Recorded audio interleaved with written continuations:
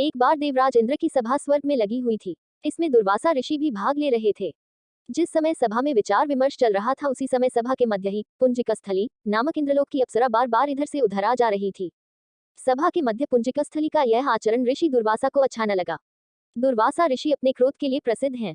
उन्होंने पुंजिकस्थली को कई बार टोक कर ऐसा करने से मना किया, लेकिन वह अनसुना कर वैसा ही करती रही। तो दुर्वासा ऋषि ने कहा, तुझे देव सभा की मर्यादा का ज्ञान नहीं।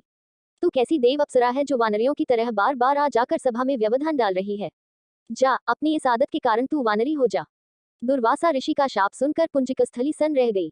अपने आचरण का यह परिणाम वह सोच भी नहीं सकती थी, पर अब क्या हो सकता था।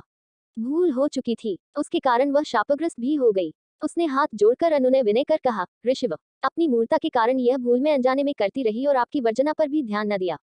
सभा में व्यवधान डालने का मेरा कोई उद्देश्य न था। कृपया बताए, अब आपके इस श्राप से मेरा उद्धार कैसे होगा। अप्सरा की विनती सुनकर ऋषि दुर्वासा पसीजे बोले, अपनी इस चंचलता के कारण अगले जन्म में तू वानर जाति के राजा विरज की कन्या के रूप में जन्म लेगी। तू देव सभा की अप्सरा है, अतः तेरे गर्भ से एक महान बलशाली, यशस्वी तथा प्रभु भक्त बालक का जन्म होगा।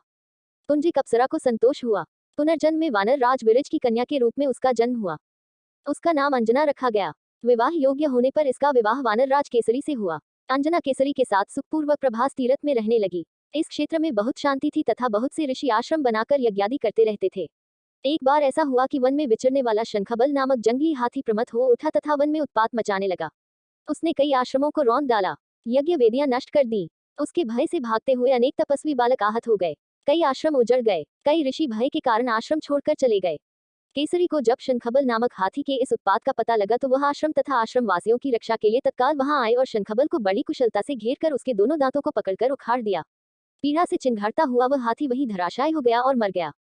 आश्रम की रक्षा के लिए उनके अचानक पहुंचने तथा हाथी को मारकर आश्रम वासियों को निर्भय कर देने वाले केसरी का ऐसा बल देखकर ऋषि मुनि बहुत प्रसन्न हुए और केसरी के पास आकर आशीर्वाद देते हुए कहा, वानर राज केसरी, जिस प्रकार तुमने आज हम सबकी तथा आश्रम की रक्षा की, इसी प्रकार भविष्य में तुम्हारा होने वाला पुत्र पवन जैसे वेग वाला होगा तथा रुद्र जैसा महान बलशाली होगा।